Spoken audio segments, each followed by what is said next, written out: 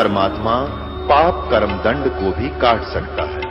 अभी तक जिस भी संत व महापुरुष से मिले उन्होंने यही बताया कि पाप कर्म फल भोगने से ही समाप्त होगा। वो प्रभु कौन है जो पाप कर्म को काट देता है, वो काल के बंधन से छुड़वा देता है। उसका क्या नाम है, पूजा की विधि क्या है? कृपया अवश्य सुनिए जगत गुरु तत्वदर्शी संत रामपाल जी महाराज के अमृत वचन। सतगुरुदेव की जय। सर्वसंगत से प्रार्थना है, सत्संग प्रारंभ हो रहा है। कृपया सत्संग स्थल पर शांति पूर्वक विराजमान होकर के श्रद्धा से सत्संग सुने। परमेश्वर की प्यारी आत्माओं से पुनर्निवेदन है, सत्संग प्रारंभ हो रहा है। कृपया सत्संग स्थल पर शांति पूर्वक विराजमान होकर के श्रद्धा से सत्संग सुने। सत साहिब सतगुरुदेव की जय। बंदी छोड़ कबीर परमेश्वर जी की जय। बंदी छोड़ गरीबदास जी महाराज जी की जय। स्वामी राम देवानंद जी गुरु महाराज जी की जय हो।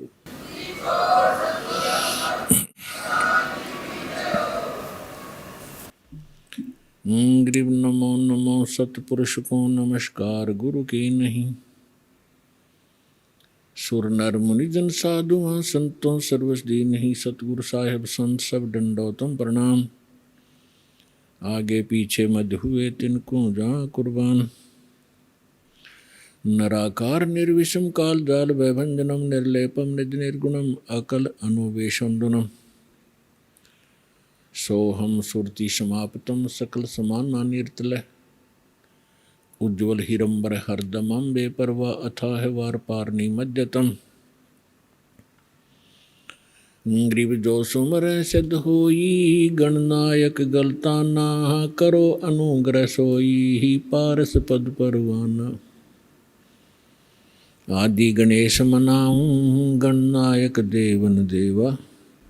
चरण कमल लो लाऊं आद्यंत करूं सेवा। परम शक्ति संगीतम हृदय सिद्धिदाता सोई। अवगत गुण अतीतम सत्य पुरुष निर्मोही। जगदम्बा जगदीशम मंगल रूप मुरारी। तन मन अर्पों शीशम भक्ति मुक्ति भंडारी। सुर नर मुनि जन ध्यावे ब्रह्मा विष्णु महेशा। शेष सहस मुख गावे पूज्य आदि गणेशा। इंद्र कुबेर सरीखा वरुण धर्म राय ध्यावे। समरथ जीवन जी का मन इच्छा फल पावे। 33 कोटि अधारा ध्यावे शेष 88। उतरे बहुजल पारा कट है यम की फांसी। 33 कोटि अधारा ध्यावे शेष 88। उतरे बहुजल पारा कट है यम की फांसी। कर जोरूं विनती करूं डरूं चरण पर शीश। गुरु जी राम देवानंद जी महाराज ने दियो नाम बख्शीश।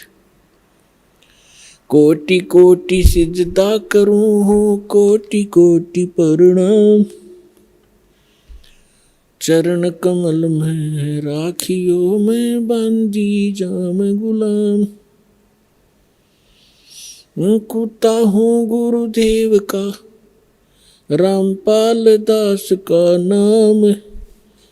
गले प्रेम की जेवड़ी जाखें चोवा जाऊं।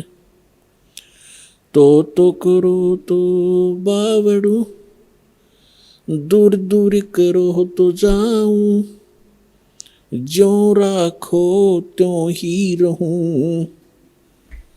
जो देवो सो खाऊं। परम पिता परमात्मा पूर्ण ब्रह्म सारी सृष्टि के रचनहार कबीर परमेश्वर कबीर देव जी की असीम रजा से आप सभी पुण्यात्माएं परमात्मा की महिमा सुनने के लिए उपस्थित हुए। जिस प्राणी के, जिस जीव के पूर्व जन्म के शुभ संस्कार उदय होते हैं उनको मानव शरीर प्राप्त होता है। और मानव शरीर प्राप्त करके जो प्राणी सत्संग उपलब्ध करते हैं, जिनको सत्संग प्राप्त होता है, वो और भी ज़्यादा शुभ संस्कारी हंस होते हैं। परमात्मा कबीर परमेश्वर जी हमें याद दिलाते हैं, मानुष जन्म पाय कर जो नहीं रटे हरि नामे, जैसे कुआ जल बिना बनवाया क्या काम। परमेश्वर जो हमारे जनक हैं, जो हमारे हितैषी हैं और जो हमें यथार्थ तत्व ज्ञान और यथार्थ भक्ति विधि बताने के लिए स्वयं ही यहाँ इस काल के लोक में प्रवेश होते हैं। सतलोक से अपने निज सुख में स्थान से चलकर वो भगवान आते हैं। वही आकर के हमें ज्ञान कराते हैं कि आप जिस लोक में रह रहे हो ये लोक काल का है और काल के अर्थ से आप परिचित हैं। श्रीमद् भगवत गीता अध्याय नंबर 11 के श्लोक नंबर 32 में गीता ज्ञानदाता श्री कृष्ण जी में प्रवेश करके ये काल बोल रहा है। ये कह रहा कि अर्जुन, मैं काल हूँ और सभी लोकों का नाश करने के लिए अब प्रवृत्त हुआ हूँ।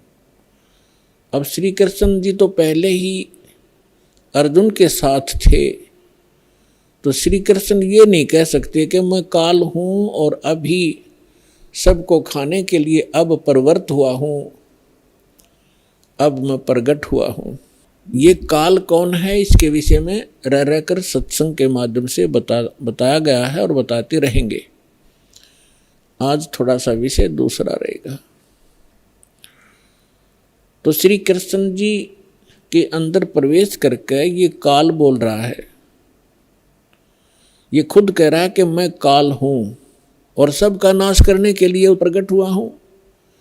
तो इससे सहज समझ में आ सकता है, विचार किया जा सकता है कि जिसको हम भगवान मान रहे थे वो तो काल है। जिससे हम सुख की आशा करते थे उसके पास सुख नाम की वस्तु नहीं है। जैसे कोई अंगारों से, अग्नि से और शीतलता खोजने की चेष्टा करता है तो उसको ज्ञान नहीं है। किसी ने भ्रमित कर रखा है, उसको हाथ जला रहा है रह रहकर। ठीक इसी प्रकार अब तक जितने ऋषि, महर्षि, साधु, संत हुए हैं जो परमात्मा से परिचित नहीं हो पाए, जिनको भगवान मिले नहीं, उन्होंने इस काल को ही परमात्मा जानकर इससे सुख प्राप्ति के लिए हजारों वर्षों तक अपने शरीरों को गला दिया सुख की प्राप्ति में। अब प्रश्न यही उठता है कि जहां अंगारे बरस रहे हों और वहां पर शीतलता की आशा जो करता है तो वो अज्ञानी व्यक्ति होता है।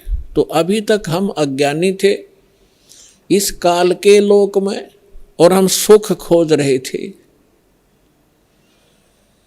तो परमेश्वर ने आके बताया कि जिसको आप सुख मानते हो, किसको सुख मानते हो? जो निर्धन है वो सोचता है कि धनवान सुखी। धनवान ये सोचता है कि राजा सुखी।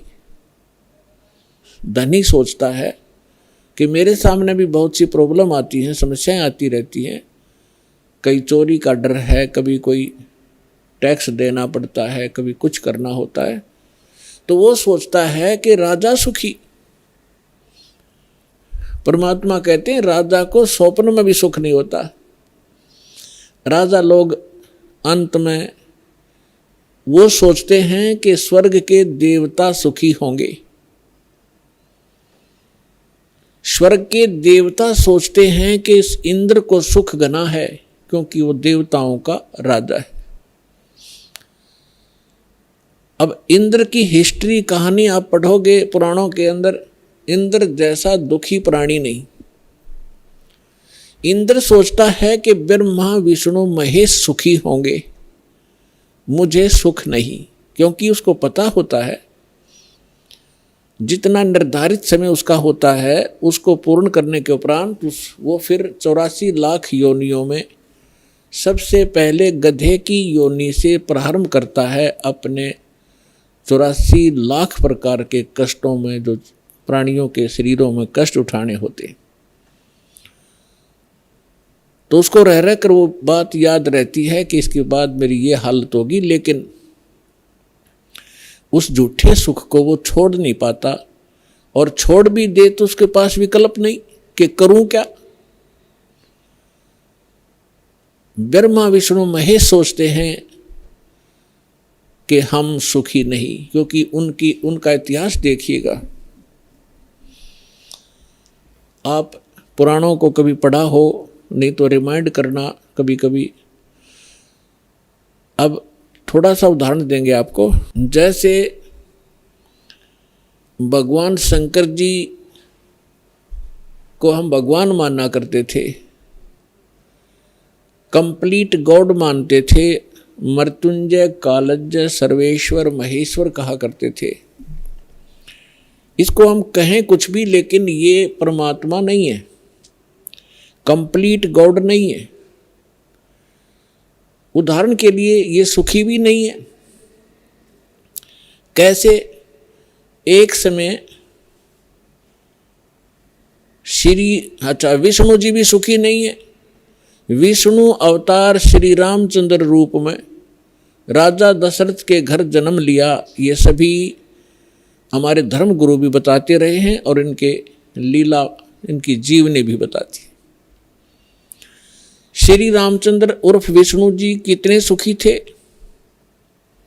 आपको खूब पता है।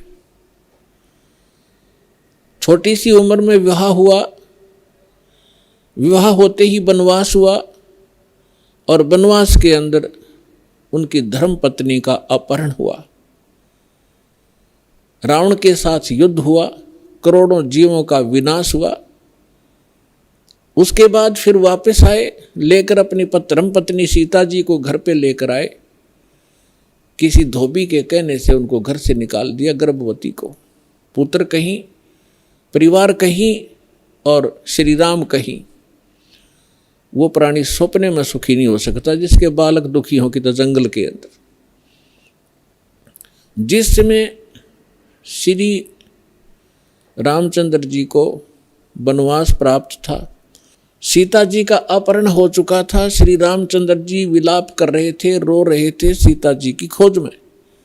ऊपर से भगवान शंकर अपने द्वीप से, अपने लोक से श्री रामचंद्र जी अर्थात विष्णु जी को प्रणाम कर रहे थे। ऊपर से पार्वती जी की दृष्टि पड़ी कि ये किसको प्रणाम कर रहे हैं महेश्वर।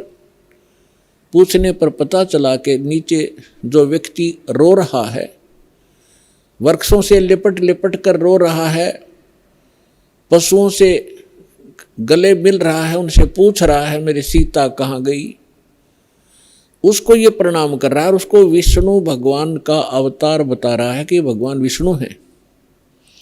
पार्वती जी को ये बात अच्छी नहीं लगी, उसको विश्वास नहीं हुआ कि सचमुच ये व्यक्ति जो सामने रो रहा है और जिसकी पत्नी का अपहरण हो चुका है, जिस कारण से रो रहा है, तो ये भगवान नहीं हो सकता। पार्वती जी ने कहा कि जो व्यक्ति रो रहा है आप उसको भगवान बता रहे हो, मुझे विश्वास नहीं, मैं तो इसकी परीक्षा लूंगी और सीता रूप बनाऊंगी इसकी पत्नी का, और यदि ये मुझे पहचान लेंगे तो मैं मान लूंगी कि ये भगवान है। भगवान शंकर ने कहा कि आप सीता रूप मत बनाना, यदि आप सीता जी का रूप बना लोगी तो मेरे काम नहीं रहोगी, मेरी माँ के तुल्य हो जाओगी, मैं आपको एज ए वाइफ स्वीकार नहीं करूँगा। फिर उसमें तो पार्वती जी ने कह दिया कि ठीक है, मैं नहीं परीक्षा लूँगी। भगवान शंकर चले गए इधर उधर सैर सपट्टे को, पीछे से पार्वती जी ने सीता रूप बनाया, श्री रामचंद्र जी के सामने खड़े हो गए। उसमें श्री रामचंद्र जी की दिव्य दृष्टि यानी बुद्धि इस काल भगवान ने खोल दी। अपनी तो पत्नी का पता नहीं उसको कि कौन उठा ले गया, और सामने खड़ी पार्वती को पहचान लिया जिसने बिल्कुल as it is Sita ji का रूप बना रखा था। क्या कहा कि हे दक्ष पुत्री माया, आप भगवान शंकर को कहाँ छोड़ाए। इस बात को सुनकर पार्वती जी लज्जित हुई और कहा कि भगवान शंकर आपको ठीक ही प्रणाम कर रहे थे, मैं आपकी परीक्षार्थ सीता रूप बनाकर आई थी। ये कहकर वो चली गई। अब इस कथा से आपको बहुत से परिणाम निकलेंगे, रिजल्ट निकलेंगे, निष्कर्ष निकलेंगे। एक तो कंसेप्ट यही क्लियर करेंगे कि आपके मन में ये शंका उत्पन्न होगी कि श्री रामचंद्र जी ने पार्वती जी को तो पहचान लिया और अपनी पत्नी के विषय में उसको ज्ञान नहीं, ये कारण क्या है। जिसमें आपको ये कारण समझ में आवेगा तो आप समझो अध्यात्म मार्ग पर चल पड़े। इसका कारण है जैसे गीता अध्याय नंबर 7 के श्लोक नंबर 4, 5 और 6 में ये गीता ज्ञानदाता कहता है कि अर्जुन, यहाँ जितने भी मेरे लोक में जितने भी प्राणी हैं, इनमें बलवानों का बल, बुद्धिमानों की बुद्धि मैं ही हूँ, यानी मेरे ही कंट्रोल में है। जब चाहे इनको ओपन कर दूँ, जब चाहे इनको ऑफ कर दूँ, जब चाहे मैं इनको ऑन कर देता हूँ। उदाहरण के लिए एक समय आपने महाभारत खूब सुना होगा, महाभारत का युद्ध भी सुना है खूब। महाभारत के युद्ध के दौरान अर्जुन ने अपने धनुष के माध्यम से इतना नरसंहार किया था और सूरवीर कहलाए थे, एक तीर से 100 व्यक्तियों को मार डालते थे। वही गांडीव धनुष सुप्रसिद्ध था उसका। जिस समय श्री कृष्ण अर्थात विष्णु जी श्री कृष्ण रूप में देवकी के गर्भ में जन्मे थे, उसके बाद उन्होंने श्री कृष्ण रूप में जो का लीला की थी, जीवन व्यतीत किया था, अंत समय में उनकी मृत्यु एक शिकारी के विषाक्त तीर से हुई थी और पांडवों को उसने वहां बुलाया था। अंत समय में पांडवों से श्री कृष्ण जी ने कहा था कि आप इन सभी औरतों को जितनी द्वारका के अंदर है सबको अपने साथ ले जाओ। यहाँ पर यादव कोई बचा नहीं है, क्योंकि दुर्वासा जी के श्राप से इंक्लूडिंग श्री कृष्ण जी यादव कुल पूरा नाश हो गया था। छोटा बालक भी नहीं बचा था। नर यादव जो गर्भ में थे, गर्भवती औरतें थी उनके गर्भ में थे। उसके बाद ये वंश पुनः चला है और कहा था कि आप इनको वहाँ ले जाओ अपने राज्य में, यहाँ पुरुष रहा नहीं, यहाँ के और लोग इनकी बेइज्जती करेंगे, सताएंगे, आप इनको ले जाना। तो श्री कृष्ण जी के आदेश अनुसार अर्जुन सभी गोपियों को, द्वारका की स्त्रियों को साथ लेकर आ रहा था। रास्ते में भीलों ने, जंगली लोगों ने उनको घेर लिया। अर्जुन उनसे लड़ने की तैयारी करने लगा, उसके हाथ से गांडीव धनुष उठा नहीं। और खड़ा खड़ा देख रहा, थर थर कांप रहा है योद्धा। भीलों ने उसको पीटा, औरतों के गहने तोड़ दिए, कुछ औरतों को घसीट ले गए। अर्जुन खड़ा खड़ा कांपता रहा। उस समय अर्जुन श्री कृष्ण जी को कोस रहा था, 100 गालियां दे रहा था कि कृष्ण तूने सदा ही हमारे साथ धोखा ही धोखा किया है। जब मुझसे नरसंहार कराना था, युद्ध करवाना था महाभारत का, उस समय मेरे अंदर शक्ति भर दी। एक तीर मारूं था 20 मरे थे। आज वही अर्जुन और वही धनुष, आज मैं इसकी प्रत्यंचा नहीं चढ़ा पा रहा हूं। तो यहां परमात्मा कहते हैं कि जो इस रोग की जड़ है उसका तुम्हें पता ही नहीं। तुम तो श्री कृष्ण को कोस रहे हो। ये काल है जो 21 ब्रह्मांड का स्वामी है। श्री ब्रह्मा, श्री विष्णु, श्री शिव जी के पिता हैं। ये है यहाँ के सारे दुख की मूल। और वो खुद कहता है गीता अध्याय नंबर 7 के श्लोक 5 से लेकर 6-7 में कि मैं बलवानों का बल और बुद्धिमानों की बुद्धि मैं ही हूँ, यानी मेरे कंट्रोल में है। अब जब उसने नाश करवाना था महाभारत का, तब तो उसको बल दे दिया, अब स्विच ऑफ कर दिया। अर्जुन खड़ा खड़ा पिट रहा है। ठीक इसी प्रकार श्री रामचंद्र जी को कि वहाँ तो बुद्धि खोल दी कि ये सीता नहीं है, पार्वती है। अपनी पत्नी का पता नहीं, उसको उठा कौन ले गया, ऑफ कर दी फिर बुद्धि उसने। तो पुण्यात्माओं, ये काल एक भयंकर जाल है। जब तक आप इसको नहीं समझोगे, ना भक्ति कर सकते, ना यहाँ से निकलने की चेष्टा कर सकते। इसीलिए आपको रह रह कर यहाँ बुलाया जाता है, इस काल के जाल को विस्तार से समझाया जाता है, ताकि आपको डर बने। आप कहाँ रह रहे हो, यहाँ क्या आशा लगाए बैठे हो, किसके लिए सारा दिन भटक रहे हो। एक कोठी बनाऊंगा, एक बंगला बनाऊंगा, कार लूँगा, लड़का बड़ा अफसर बन जाएगा। कल मृत्यु हो जाती है लड़के की या पिता की। आप देख रहे कितने दुर्घटनाएं होती हैं। पीछे केदारनाथ के अंदर हजारों की संख्या में सपरिवार मारे गए ऐसे लोक में, और आप सुख खोज रहे हो। परमात्मा आके हमें बताया करते थे। तो भगवान परमेश्वर ने आके हमें बताया कि इसका एक विकल्प है। वो स्थान न्यारा है, वो भगवान न्यारा है जो कभी दुख नहीं देता। आप अंगारों में और शीतलता खोज रहे हो, आप काल के लोक में सुख खोज रहे हो। अब प्रसंग पर आते हैं कि ब्रह्मा विष्णु महेश भी सुखी नहीं। अब उधर से जब भगवान शंकर को पता लगा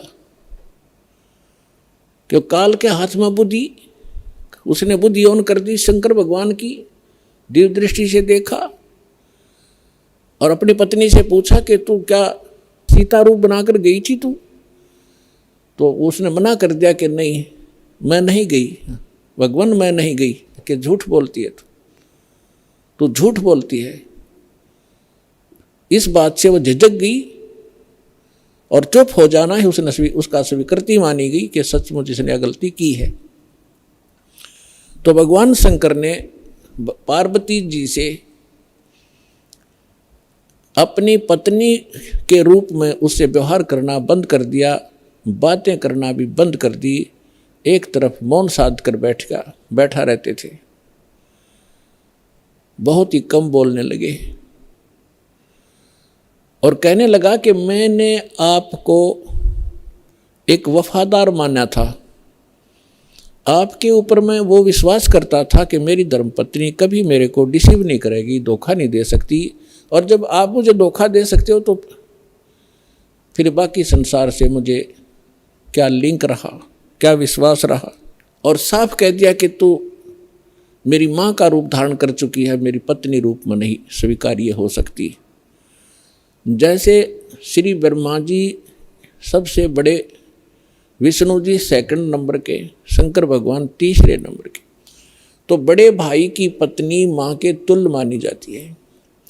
तो उसने कहा भगवान शंकर ने कि आपने मेरे बड़े भाई की पत्नी विष्णु की पत्नी का रूप बना लिया सीता,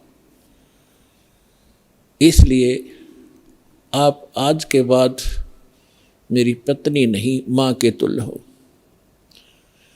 अब वो समझ गई कि इन्होंने जो फैसला ले लिया अटल होता है।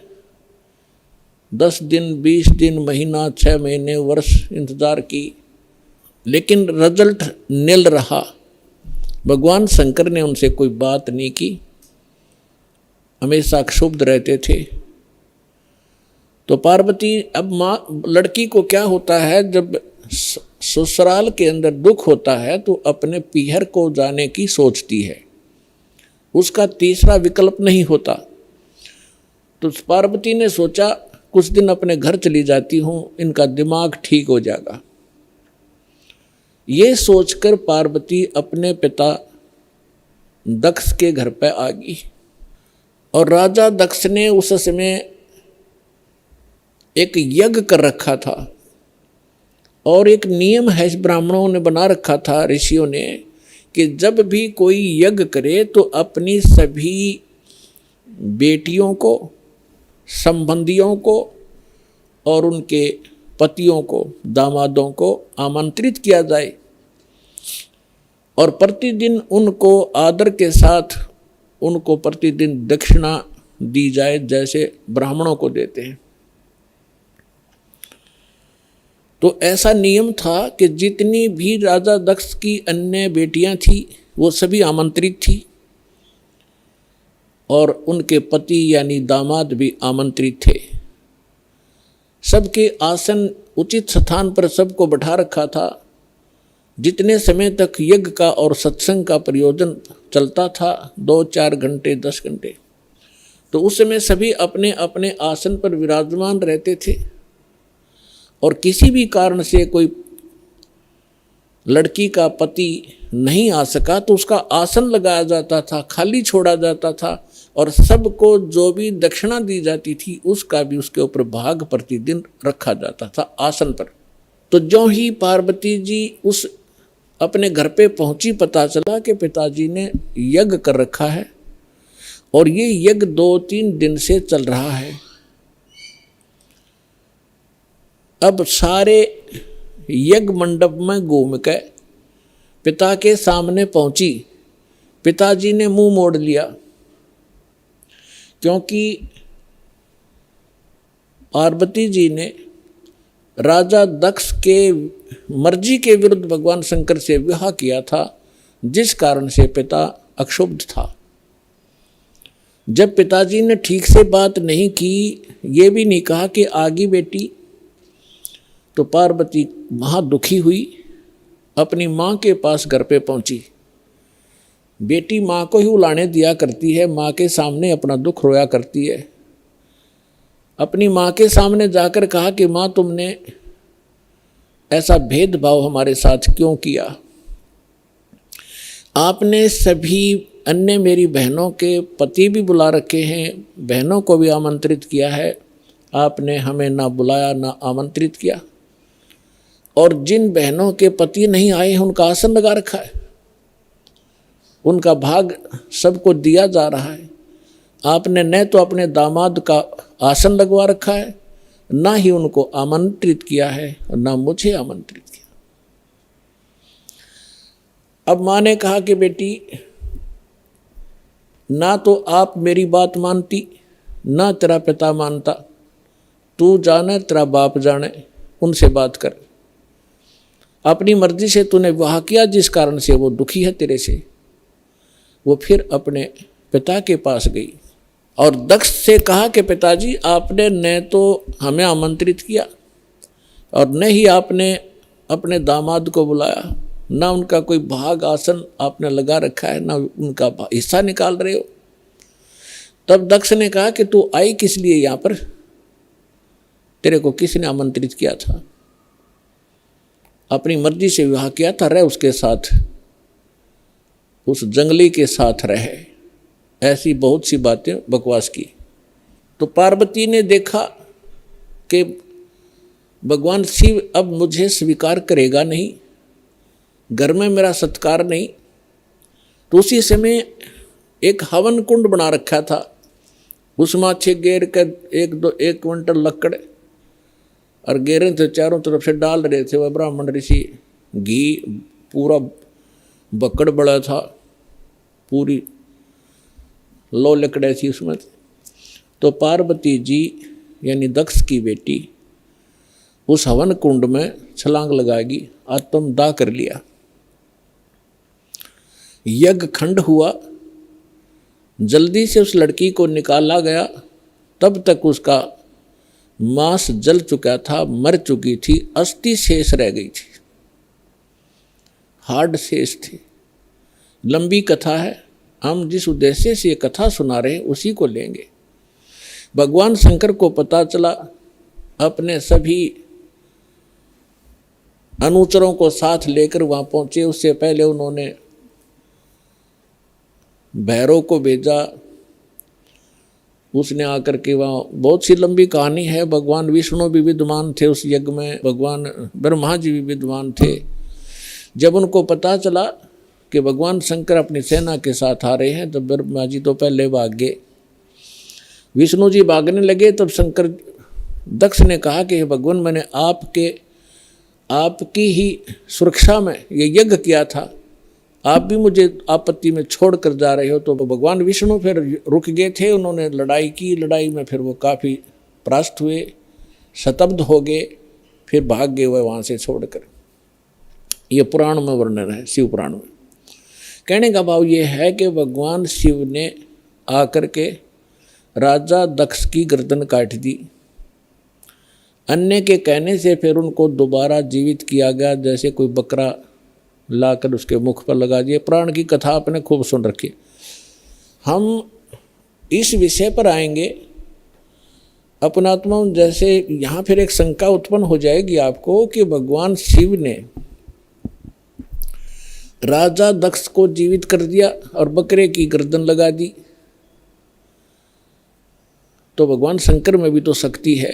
पुण्यात्माओं, जैसे धर्मदास जी ने एक बार आदरणीय धर्मदास साहिब जी ने भगवान कबीर परमेश्वर जी से यही प्रश्न किया था कि हे परमात्मा, आप कह रहे हो कि राम और श्री कृष्ण ये समर्थ भगवान नहीं है, यानी विष्णु और शंकर और ब्रह्मा जी।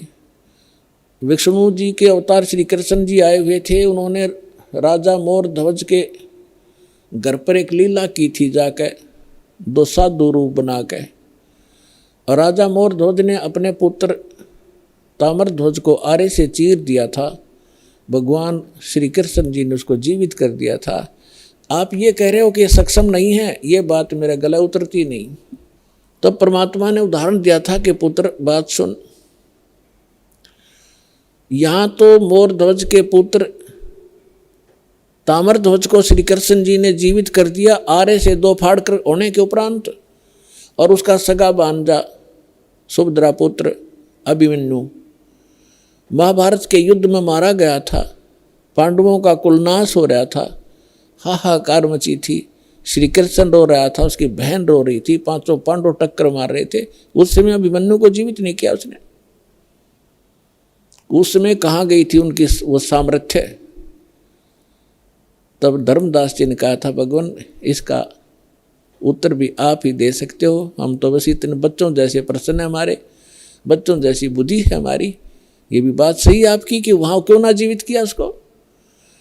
तो परमात्मा ने कहा कि ताम्र ध्वज लड़के की आयु शेष थी, और जिसकी आयु शेष है, ये डॉक्टर एक टांग काट कर दूसरी जगह लगा देते हैं, यहाँ की खाल उतारी वहाँ जोड़ देते हैं, ये तो एक वैज्ञानिक कर देते हैं इस काम को। और जिनकी आयु नहीं रहती है, डॉक्टर फेल हो जाते हैं। खुद डॉक्टर हार्ट अटैक का हार्ट का स्पेशलिस्ट डॉक्टर, और हार्ट की बीमारी से ग्रस्त, और हाथ में गोली टेबलेट खा भी नहीं पाया, 1 मिनट में सांस पूरा हो गया। तो भगवान से बड़ा ना कोई विज्ञान है, ना ये छोटे भगवान है। भगवान तो भगवान ही है, वो समर्थ है, सत्य पुरुष है। तब परमात्मा ने बताया कि ताम्र ध्वज की आयु शेष थी, अभिमन्यु की आयु इतनी ही थी, और ये भगवान इतना ही काम कर सकते हैं। आयु शेष थी तो उसकी राजा दक्ष को दूसरे गर्दन जोड़ दी, चल भाई, लेकिन ये सक्षम नहीं है। अब आगे देखना क्या होता है कि भगवान शंकर ने पार्वती जी की अस्थियां उठा ली और 10,000 वर्ष तक उसको सीने से लगा के पार्वती पार्वती दक्ष माया दक्ष पुत्री करते करते पागलों की तरह भटकता रहा। अपने आत्मा अब ये हम भगवान ब्रह्मा भगवान विष्णु भगवान शिव जी को सुखी माने, ये सुखी है, ये सुखी व्यक्ति के लक्षण है। 10,000 वर्ष तक पागलों की तरह खाना ना पीना ना, हाय पार्वती हाय दक्ष माया हाय दक्ष की पुत्री। तो हमारे पास ज्ञान का टोटा था, जिस कारण से हमने प्रत्येक को भगवान और समर्थ मान लिया। देखो ऐसा नहीं कह रहा दास, ना मेरे भगवान ने कहा कि ब्रह्मा विष्णु महेश बिल्कुल यूजलेस है। ये जितने सक्षम हैं, जितनी इनकी सामर्थ्य है उतना बताया है। जैसे एक स्टेट का प्रांत का मंत्री होता है और उस मंत्री को प्रांत के मंत्री को कोई प्रधानमंत्री मान रहा है तो वो भूल है उसकी। तो परमेश्वर ने और परमेश्वर से प्राप्त ज्ञान से इस दास ने ये इतनी भूल मिटाई है कि जिसको आप समर्थ शक्ति मान रहे थे, श्री ब्रह्मा श्री विष्णु श्री शिव जी दुर्गा आदि को, ये समर्थ नहीं है। ये केवल 21 ब्रह्मांड के अंदर एक ब्रह्मांड, 21 ब्रह्मांड इस काल के, इसमें 21 प्रांत समझ लो। एक प्रांत में ये एक विभाग के मंत्री हैं। रजोगुण विभाग के ब्रह्मा जी, सतोगुण विभाग के विष्णु जी, तमोगुण विभाग के शंकर जी। बस इतने मालिक हैं ये। और ये किसी के संस्कार को कम और अधिक नहीं कर सकते, वर्क डन ही देते हैं, अपना किया कर्म ही प्राप्त कराते हैं। समर्थ परमात्मा परम अक्षर ब्रह्म सत्य पुरुष कबीर साहिब जी, ये हमारे प्रारब्ध के अंदर यानी हमारी किस्मत में लिखी हुई हमारे पाप कर्मों का नाश करके और पाप कर्मों हमें सुखी कर देते हैं। हमारी मृत्यु होनी हो उसको टाल देते हैं। हमारा और भी कोई आपत्ति होनी है, कोई अक्षति होनी है, उसको भी वो जो पाप कर्म से होनी थी और पाप कर्म नाश हो गया, उस कर्म से ही तो हानि होनी थी, कर्म परमात्मा ने कैंसिल कर दिया तो सुख हुआ। तो ये केवल समर्थ परमात्मा ही कर सकते हैं। अब दास आज ये बता रहा था आपको कि परमात्मा ने हमें आकर के ये बताया है कि इस काल के लोक में और आप सुख खोज रहे हो, जिनको आप परमात्मा माना करते थे, थारे भगवान आपके भगवान सुखी नहीं, कभी सपने में सुख नहीं हुआ उनको। भगवान श्री कृष्ण जी का जन्म हुआ, मामा दुश्मन बन गया, जेल में जन्म हुआ और मामा शत्रु पीछे पड़ा रहा। कभी जरा सिंह मारने आ रहा है, कभी शिशुपाल लठ उठा रहा है, कभी जरा सिंह, कभी काल्यवन आ गया। आखिर में भगवान ने यानी ये 3 लोग का जो इतना सामर्थ्य है इस मालिक ने, अपने को राहत प्राप्त करने के लिए कि शायद कुछ सुख का सांस मुझे आ जावे, मथुरा छोड़ दी और द्वारका बनाई। बहुत दूर जाके जंगल होते थे पहले, बीच में बिल्कुल कट ऑफ हो जाता था, पता भी नहीं लगता था कहाँ चले गए लोग। द्वारका समुद्र के अंदर एक टापू में जाकर अपना जीवन निर्वाह किया। और अंत कैसा हुआ श्री कृष्ण जी का? अब भगवान सूक्ष्म वेद में बताते हैं, एक समय द्वारका के किनारे, द्वारका की बनी में, एक तो होता जंगल, एक होती है बनी यानी स्मॉल फॉरेस्ट, छोटा जंगल जो गांव के नगर के आसपास होता है, उसको बनी बोलते हैं। तो वहां बनी में जाकर दुर्वासा ऋषि बैठ गए और दुर्वासा ऋषि के विषय में बहुत प्रसिद्धि थी, उसका बड़ा बोलबाला था, वेल नोन हो रहे थे कि भूत भविष्य और वर्तमान के वे पूर्ण ज्ञाता है।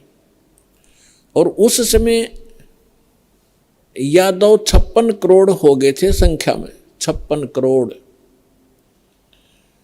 द्वारका के अंदर रहने वाले।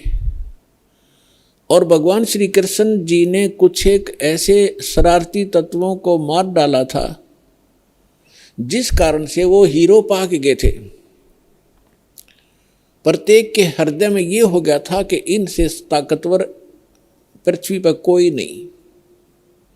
जिस कारण से यादव अभिमानी हो गए थे, वो साधु संतों की अब जो सत्कार करना भी छोड़ गए थे, उनके साथ बदतमीजियाँ करना शुरू कर दिया था। इसी बहम में उनका वो टाइम आ गया नाश होने का। अहंकार पुण्यात्माओं कोय कर लियो, अंत में उसको बहुत भारी चोट लगेगी। जीव ही रहना चाहिए, जीव को अपनी औकात का पता लगा रहना चाहिए ताकि वो आधीन बनकर रहे। आधीनी के पास है पूर्ण ब्रह्म दयाल, मान बड़ाई मारियो बेअदबी सिरकाल। विभिक्षण का भाग बडेरा, दासा तन आया तिसनेरा, दासा तन आया विश्वे बीसा, अर्ता को लंक देई बख्शीसा। ये उदाहरण देकर समझा रहे हैं परमात्मा के अधीन व्यक्ति के साथ भगवान होता है, और यहाँ के जो झूठे मूठे सुख हैं वो भी उस अधीन और भक्त को ही प्राप्त हुआ करते हैं। रावण ने कितनी भक्ति की, सिर भी काट कर चढ़ा दिए, लेकिन अभिमान नहीं गया। जिस लंका को वो रखना चाहता था उस लंका को से भी हाथ धोना पड़ा अंत में उस अहंकारी प्राणी ने, और एक अधीन बनकर भगवान की भक्ति करता था। परमात्मा आए हुए थे, मुनिंद्र नाम से आए थे त्रेता युग में, जब मंदोदरी और विभीषण परमात्मा के शिष्य हुए थे। और परमात्मा के ज्ञान से आधीनी आती है, आधीनी शिक्षा पर सभी भगत के गुण संपन्न होते हैं, और जिसके अंदर भगत के गुण है वह भगवान रहता है। जिस कारण से विभीषण को वो लंका भी प्राप्त करवाई दाता ने, और रावण उस लंका को रख नहीं सका। वो भक्ति भी करता था लेकिन अभिमान नहीं कहा। तो कहने का भाव ये है कि इस सत्संग से आपको हर एक पहलू पर रोशनी दी जाएगी, ताकि आप परमात्मा के इस तत्व ज्ञान की रोशनी से कहीं ठोकर ना खावें, कहीं गिर ना जावें, अपना काम ना बिगाड़ लें। ये फाउल पॉइंट आपको गिनवाए जा रहे हैं भक्ति के अंदर जो होते। तो यहाँ परमात्मा कहते हैं कि आदीनी के पास है वो पूर्ण ब्रह्म दयाल, मान बड़ाई मारियो हो बेअदबी सिरकाल। विभीषण का भाग बडेरा, के बड़भागी था विभीषण, के दासा तन आया तिसनेड़ा, के उसके पास आधीनी आई। विभीषण का भाग बडेरा, दासा तन आया तिसनेरा, दासा तन आया विश्वे बीसा, जाको लंक दई बख्शीसा। ऐसा दासा तन है भाई, लंक बख्शते वार न लाई। फिर परमात्मा कहते हैं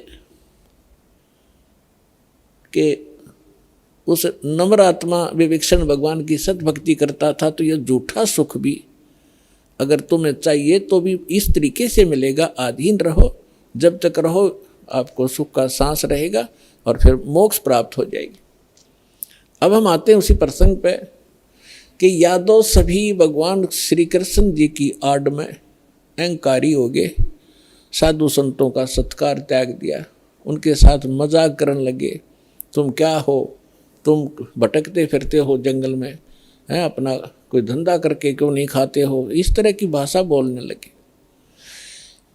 उस समय दुर्वासा जी उस बनी में जाकर बैठ गए, द्वारका के बाहर थोड़ी सी दूरी पे। और द्वारका के अंदर इस बात की एक ऐसी रूमर चली, चर्चा का विषय बना के एक महापुरुष आए हैं दुर्वासा जी, बड़े पहुँचे हुए संत हैं और भूत भविष्य और वर्तमान की सब जानते हैं। श्री कृष्ण जी के पुत्र प्रद्युम्न और उसके साथियों ने मिलकर एक कुबद सूझी, उन्होंने एक फैसला लिया कि भाई ऐसे सुन रहे हैं कि ये दुर्वासा जी बड़े पहुँचे हुए महापुरुष हैं और भूत भविष्य की सारी जानते हैं, इसकी परीक्षा लेते हैं। उन्होंने क्या किया कि प्रद्युम्न को, श्री कृष्ण जी के पुत्र को, एक स्त्री का स्वांग करवा दिया, स्त्री के कपड़े बना दिए और एक गर्भवती स्त्री का स्वांग बना दिया। पेट के ऊपर एक कढ़ाया, जैसे छोंक छांक लाने की छोटी सी कढ़ाई हुआ घर में रसोई में, एक छोटी सी कढ़ाई पेट का बांध दी और ऊपर के उसके लोगड़ बांध दिया रुई सी, फिर कपड़ा बांध दिया और ऊपर के और ताले कपड़े पड़ा दिए और मुंह ढक लिया, घूंघट काट के चल पड़ी। 10-12 उसके साथ और जो शरारती स्कीम बना कर गए थे वो गए। दुर्वासा जी के पास जाकर उन्होंने कहा कि भगवान प्रणाम हो ऋषि जी को, हम आपके पास एक समस्या लेकर आए हैं। दुर्वासा जी ने पूछा, बोलो भाई क्या है तुम्हारी समस्या? कि ये व्यक्ति और ये इसकी पत्नी, इनके विवाह को 10-12 वर्ष हो गए थे ऋषि जी, अब भगवान ने दया बख्शी है या गर्भवती हुई है और ये उतावले हो रहे हैं। आपके बारे में सुना है कि आप भूत भविष्य और वर्तमान की सारी जानने वाले हो, तो ये आपसे ये पूछना चाहते हैं कि इसका लड़का होगा कि लड़की? अब दुर्वासा जी ने अपनी दूरबीन ला के देखा, देव दृष्टि, उसे वो समझ गया कि बकवास कर रहे हैं रामजादे। लाल आँख करके और ठाया चिमटा ने बोला, यादव कुल का नाश होगा, इससे तुम्हारा ना सर्वनाश होगा यादव कुल का, भाग जाओ रामजादो, तुम क्या कर रहे हो? और ये तो भाग लिए बालक, आगे थारा नाश होगा इससे। अब वो बच्चे भाग आए गाँव में। बच्चा तक ये था, पोता लड़का हो रहा था निरुद्ध, उसका परिधुम बन गए। बाकी कुबत तक कभी भी ये जो बुरा कर्म होता है आदमी को किसी न किसी एज में दुख जरूर देगा। तो नगर में जब आए उन्होंने सबको बताया कि ऐसे ऐसे हम गए थे। दुर्वासा जी तो सचमुच जान गए, वो तो सचमुच जानकार है। उन्होंने बता दिया कि ये गर्भवती नहीं है और तुम्हारा नाश होगा, जिससे तुमने गर्भ बना रखा है इसका, इससे तुम्हारा नाश होगा। तो गांव के जो मुखिया और बुद्धिमान से व्यक्ति बुजुर्ग थे, उनको चिंता बनी कि बच्चों ने तो बकवाद कर दी और उसने श्राप दे दिया, सारे मरेंगे तब। तो उनमें से कुछ कहने लगे कि हमारे सिर पर भगवान श्री कृष्ण बैठे हैं। वाह भाई वाह, ये भी कोई डर की बात है, चलो उसके सामने उनसे प्रार्थना करते हैं। अब श्री कृष्ण जी के पास गए। श्री कृष्ण जी से जाकर अपना चिंता का विषय बताया कि भगवान ऐसे ऐसे बच्चों ने मजाक कर दिया और दुर्वासा जी ने श्राप दे दिया, और दुर्वासा जी का श्राप तो बेजायल कैसा है, ये तो वापस हो ही नहीं सकता। तब श्री कृष्ण जी से कहा कि आप ही हमारी रक्षा कर सकते हो, आप समर्थ हो, सर्वशक्तिमान हो, आप विष्णु अवतार हो, जैसे भी उनके गुणगान किए। श्री कृष्ण जी ने कहा कि भाई देखो, बच्चों को वहीं भेजो और दुर्वासा जी से माफ़ी मांगे, वो अक्षमा करेगा तो बात बनेगी। उन बच्चों को लेकर नगर के मुखिया व्यक्ति, मौजिद से जो बुद्धिमान व्यक्ति बुजुर्ग से सारे साथ गए, हजारों की संख्या में। दुर्वासा जी के सामने उन बच्चों को कहा कि माफ़ी मांगो। उन्होंने प्रणाम किया, माफ़ी मांगना चाहा, अक्षमा याचना की, लेकिन दुर्वासा जी ने कहा कि जो मेरे मुख से वचन निकल गया वो वापस नहीं हो सकता। आप जाइए, अपने बच्चों को समझा के रखना चाहिए था, साधु संतों के साथ बकवास नहीं किया करते, आप जा सकते हैं। अब इसको वापस करना मेरे बस की बात नहीं है। फिर वापस आ गए, फिर श्री कृष्ण जी के पास के भगवान, उन्होंने तो मना कर दिया कि मैं अब कुछ नहीं कर सकता। अब श्री कृष्ण जी ने कहा कि देखो, किस चीज से, अपनात्माओं, इस कथा से आपको बहुत सा ज्ञान होगा, हर पहलू पर इस पर विचार दास आपको देगा।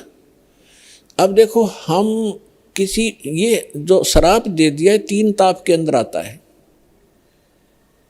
किसी को श्राप दे देना, किसी पर गाल देना, किसी का प्रेत आत्मा छोड़ देना, किसी का जंतर मंत्र कर देना, किसी के ऊपर काला जादू कर देना, ये 3 ताप के अंतर्गत आते हैं। और इन 3 तापों के दुख से पूरे यादोग्रस्त हो गए और श्री कृष्ण भगवान कल आवे। श्री कृष्ण जी उस ताप से मुक्त नहीं कर सका, उनका नाश हुआ लास्ट में। हालांकि समाधान भी बताया उन्होंने। अब और जितने इनके पुजारी हैं, राम कृष्ण ब्रह्मा और शंकर भगवान के जो संत हैं, उनके गुरु ने उन पदों पर बैठे हैं, वो भी समाधान बताते हैं। जब श्री कृष्ण जी के समाधान बताने से जो साधना क्रिया उसने बताई, उनके करने से कुछ लाभ नहीं हुआ, तो ये इनके जो पुजारियां के बताए हुए समाधान से आप क्या लाभ लोगे, इससे इतना निष्कर्ष निकलेगा। अब क्या हुआ कि श्री कृष्ण जी ने कहा कि देखो चिंता मत करो, सीधा सा हल है इसका कि किस से हमारा नाश होगा, कि जो कढ़ाई बांधी थी पेट पे लोहे की कढ़ाई और जो कपड़े पहन रखे थे वो लोगड़ रुई लगा रखी थी, इनको तो जला दो, कपड़ों को तो। रही बात कढ़ाई की, उस कढ़ाई को प्रभास क्षेत्र में चले जाओ जमुना के किनारे सारे, और अपने ड्यूटी लगाओ 5-5, 10-10, 20-20 व्यक्तियों की डेली, कि उस कढ़ाई को पत्थर पर घिसा कर उसका चूरा बनाकर जमुना में फेंक दो, ना रहेगा बांस और ना बजेगी बांसुरी। सबने बड़ा अच्छा लगा कि भगवान श्री कृष्ण ने तो कमाल कर दिया, वाह भगवान वाह भगवान, कि वो गुरु भी थे। श्री कृष्ण जी आध्यात्मिक गुरु भी थे पांडवों के और यादवों के। तो इस बात को सुनकर सभी ने खुशी मनाई कि ठीक है, ना रहेगा बांस ना बजेगी बांसुरी। लगा दिए 20-20, 50-50 व्यक्तियों की सेवा कि जाओ जहाँ भगवान ने बताया उस क्षेत्र में जाके, प्रभास क्षेत्र में, और जमुना के किनारे पत्थरों पर घिसा कर चूरा बना दो। अब घिसाण से पहले दोनों कड़े थे, वो कड़े तोड़े पहले तो अलग अलग पकड़न के। अब उन कड़े घिसाण की ड्यूटी अलग दे दी 4-4, 5 की, कि तुम्हारी ये कभी कितने दिन में घिसाओ इनको। बाकी उन्हें घिसू के वो कड़ा चूरा बना दिया। एक के पास 2-4 को कड़ा मिला था, जिसने लास्ट में थोड़ा सा रह गया था, वो गोल गोल नोका चमक गया, तो उस चमकदार सा घिसाने से चारों तरफ से चमक गया वो। तो उसने सोचा, जो आलसी सा था, सब ने अपना काम कर दिया, मेरा भी घिसा नहीं, तो उसने सोचा इसे एक कड़े में के बिजली पड़ा, यूं की उसने जंगल में उस जमुना में फेंक दिया वो कड़ा। बाकी शेष कढ़ाई घिसा दी थी, उसका चूरा बना दिया। अब वो किसी मछली ने खाद्य पदार्थ जानकर वो खा लिया, उस मछली को पकड़ लिया एक शिकारी ने, जिसका नाम बालिया नाम का एक दीमर था, जो मछियारा था। उसने पकड़कर मच्छी जब ले गया, वह मछली काटी तो उसमें से वह सफ़ेद धातु निकली, बहुत चमकीली। तो शिकारी ने सोचा कि ये हो ना हो कोई अच्छी फौलाद होगी या कोई चांदी ना हो। वो लेके गया सुनार के पास। सुनार कहने लगा भाई ये चांदी नहीं है, ये तो अच्छा फौलाद अच्छा है। वो लोहार के पास ले गया। लोहार ने कहा कि बहुत अच्छा इस्पात है और इसका क्या बनाऊं? तो शिकारी ने कहा कि मेरे इस तीर का आगे का एरो बना दे, मेरे सर के ऊपर डाल दे, इसने बना कर विषाक्त बना देना। तो उसका तीर के जो बाण होता है तीर का, उस बाण के आगे एक गोल एरो होता है तीखा, ताकि वो पशु पक्षी के जाके सीधा लगे, मार दे उसको। तो वो विषाक्त बनवा लिया। उधर से कुछ दिनों के बाद, उधर से जिन्होंने वो चूरा फेंका था जमुना में, उसका घास उग गया, जैसे डाब कुश, जैसे कुश होती है ना, कुशा की तरह, और जैसे ईख देखा हो, ईख जैसे पत्तों का, और तेज धार के पत्ते उसके, जैसे आपने, हमें मालूम है कि जैसे कई बार डाब होती है जिसको कुश बोलते हैं, कुशा, उसके इतने तीखे पत्ते होते हैं, उंगली का लपेटा आ जाए तो उंगली काट देता, वो आधे से ज़्यादा काट देता, आधी, इतने तेज पत्ते होते हैं। लेकिन वो तो दुर्वासा के श्राप से शापित था, वो एक ऐसा घास उग गया। उधर से क्या हुआ, कुछ दिनों के बाद, 1 वर्ष 2 वर्ष 4 वर्ष के बाद क्या हुआ, आपस में द्वारका के अंदर झगड़े शुरू हो गए। छोटे बड़े की लाज रही नहीं, छोटी सी बात पर मार काट मचा दी, छोटी सी बात पर कत्लेआम करने लग गए। फिर गांव के लोग पहले धार्मिक बहुत होते थे, अभी तक हुआ करते थे। गांव के अंदर कोई भी आपत्ति होती थी, साधु संतों से उसका विकल्प, उसका समाधान चाहा करते थे कि किसी तरह शांति हो नगर में। तो उनके पास तो श्री कृष्ण ही थे final, first and final, last and final. Shri Krishna ji के पास गए। श्री कृष्ण जी से बताया कि भगवान पता नहीं नगर में क्या बढ़ गया, क्या घुस गया नगर के अंदर, कोई किसी की बात सुनने को तैयार नहीं, बड़े छोटे की लाज रही नहीं, जरा सी बात होती है लट्ठम लट्ठा कत्लेआम होने लगे। भगवान कोई दया बख्शो, कोई समाधान बताओ इसका। तो श्री कृष्ण जी ने क्या समाधान बताया कि अभी तुम्हारे ऊपर दुर्वासा जी का जो श्राप है वो प्रभावी हो गया, वो फल रहा है। तो बड़े चिंतित हुए। पहले तो भगवान ने समाधान बताया था कि इस सारे ने घिसा घिसू का चूरा बना कर डाल दो जमुना में, ना रहेगा बांस ना रहेगी बजेगी बांसुरी। जब वो इस बात से संतोष पाया था लोगों ने कि चलो हो गया समाधान, और आज फिर श्री कृष्ण जी वही कह रहा है कि दुर्वासा जी का श्राप तुम्हारे ऊपर फल रहा है। अब वो उनके मुंह की तरफ देख रहे हैं, लेकिन हमारी बुद्धि इतना काम नहीं करती। जैसे हम भी ऐसे ही दुखी थे, पहले जाते थे किसी गुरु के पास, वो कुछ अपना दुख लेकर वो कुछ समाधान बताता था, फिर दूसरी बार कुछ और समाधान बताता था, तीसरी बार कह देता था ये तो तेरे भाग में है, तेने भोगना ही पड़ेगा। फिर पहले डले क्यों ढुआ रहा था ये। ऐसे ही ये सब का यही स्थिति है। तो श्री कृष्ण जी ने पहले ये कहा था, फिर कह रहा है कि अब तो ये भोगना ही पड़ेगा तुम्हें। अब ये वो फल गया। तो फिर समाधान पूछा कि भगवान फिर आप समाधान बताओ। ऐसा करो, सभी जितने भी नर यादव हैं, पुरुष मेल ओनली, चाहे नवजात शिशु भी क्यों ना हो, प्रभास क्षेत्र में जाओ जहाँ वो कड़ा घिसाया था और चूरा डाल रखा था, वह घास उग रहा इतना बड़ा बड़ा कि वहाँ जाकर सभी के सभी जमुना में स्नान करके आओ। तुम्हारा पाप मुक्त हो जाओगे, साप मुक्त हो जाओगे जमुना में नहाने से, स्नान करने से। अब सब बड़े प्रसन्न हुए कि बड़ा सरल उपाय बताया भगवान ने। और सभी अपने अपने बच्चों को, नवजात शिशु से उसी दिन जन्मा था उसी भी लड़के को, ओनली लड़कों को ले गए साथ में और पहुंच गए 56 करोड़ वहाँ पर। पहले स्नान करें जाते ही, ताकि साप कटे, हमारा पाप ये साप नाश हो, शराब खत्म हो। और बाहर आते ही, क्योंकि पहले मन मुटाव चल ही रहा था सभी का, उसने तू ऐसे क्या बोल रहा था उस दिन, तू ऐसे उधर सारे इकट्ठे हो गए, तो कभी कभी मिले थे। बाहर आते वो एक दूसरे को गाली गलोच लट्ठम लट्ठा और घास निकाल लें, घास पाड़ें और मारें, गर्दन में लग के आर पार हो जाए, तलवार का काम करने लग गया वो घास। और 56 करोड़ यादव कटका मर गए थे वहाँ साप नाश करान, अपना नाश कर लिया वहाँ जाके। श्री कृष्ण जी के बताए समाधान अनुसार उनका साप तक कटा नहीं, साप तक नाश होया नहीं, यादव का नाश हो गया। अब यहाँ परमात्मा कहते हैं कि गरीबदास जी कहते हैं, तुम कौन राम का जपते जापम और ताते कटे ना ये तीनों तापम। समर्थ का शरणाग हो रंग होरी हो, भाई कदे न हो ए काज राम रंग होरी हो। कि समर्थ की शरण में आ जाओ, तुम्हारा कभी अकाज नहीं होंगे और ये तीनों ताप का नाश हो जाएगा।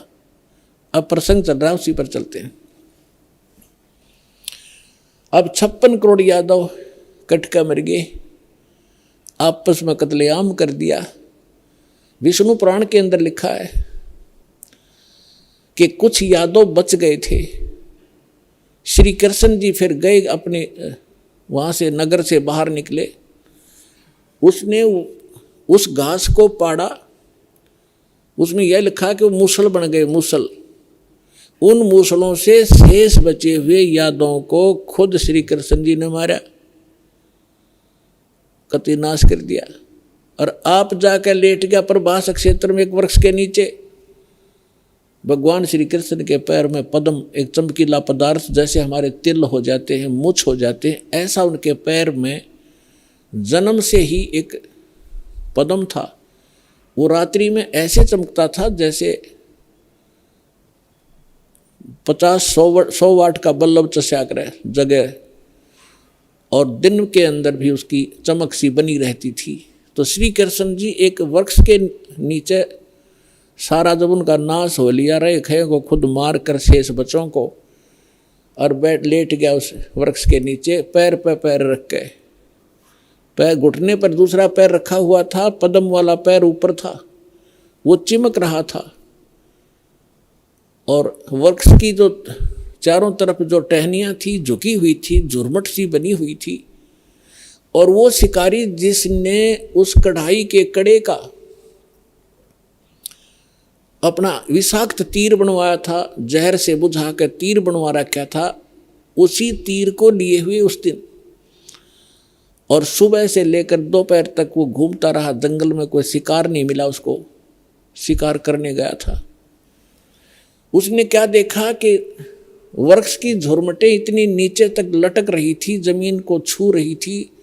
उनकी अंदर से उसने भगवान श्री कृष्ण जी के पैर के पद्म की एक चमक देखी। उसने सोचा कोई मर्ग बैठा है, हिरण, और उसकी आंख चमक रही है। यदि मैं इधर से इधर से जाऊंगा तो ये भाग जाएगा, कोई हिरण मुझे मिला नहीं है, क्यों ना यहीं से इसको मार डालूं। झुरमठों में से निशाना साध कर मर्ग की हिरण की आंख जान कर भगवान श्री कृष्ण के पैर पर तीर मार दिया विषाक्त। ज्यों ही तीर लगा श्री कृष्ण जी कराहने लगे, रे मर गया रे, मर गया रे, मर गया रे। शिकारी ने सोचा किसी मनुष्य का लग गया, भाई ये तो बात बिगड़गी। दौड़ के आगे देखा, क्या देखा कि द्वारकाधीश मुकुट समेत वहां तड़फ रहा है। उस मुकुट आदि से वो पहचान गया कि ये राजा है। तब उसने करबद्ध होकर कहा कि भगवान मुझे गलती होगी, अनजाने में लग गया मेरी, आप तो अंतर्यामी हैं, आप सारी जानते हो, मेरी इच्छा नहीं थी आपको मारने की, मेरी कोई दुश्मनी नहीं थी आपसे, और ऐसे ऐसे मेरे से गलती होगी, मैंने आपके इस चमक को हिरण की आंख जाना। तब श्री कृष्ण जी ने कहा, क्योंकि काल के हाथ में रिमोट, वह दिव्य दृष्टि दे दी कि भाई ये तेरा और मेरा कोई पिछला अकाउंट था, वो क्लियर हो गया। तेरा और मेरा पिछला हिसाब था, वो क्लियर हो गया, तेरा दोष नहीं। अब वो शिकारी कहने लगा, भगवान आपका और मेरा, आप राजा में रंक, आपका और मेरा क्या हिसाब हो सकता है। तब श्री कृष्ण ने कहा कि मैं श्री राम रूप में आया था राजा दशरथ के घर, और आप थे बाली सुग्रीव के भाई। उस समय मैंने आपको वृक्ष की आड़ लेकर धोखा देकर मारा था, और आपने जब कहा था कि आपने ये बदला देना पड़ेगा, आप युद्ध के नियम से फेल हो गए हो, तब मैंने कहा था कि तेरा बदला दूंगा। आज तेरा मेरा वो अकाउंट क्लियर हो लिया। अब यहां परमात्मा कहते हैं, बदला कहीं ना जात है इस तीन लोक के माही, सतगुरु मिले कबीर से फिर लेन देन कछु नाही। अब क्या बताते हैं कि तीन लोक के इन भगवानों ने भी अपना टिट फॉर टेट पूरा करना पड़ता है। तुम इनसे अपने संस्कार कटवाने के लिए भक्ति कर रहे हो कि हमारा पाप कटे, हमें दुख दूर और सुख दे। ये अपने दुख नहीं दूर कर सके, तुम्हारे कैसे कर देंगे, भगवान कहा करते थे कबीर जी।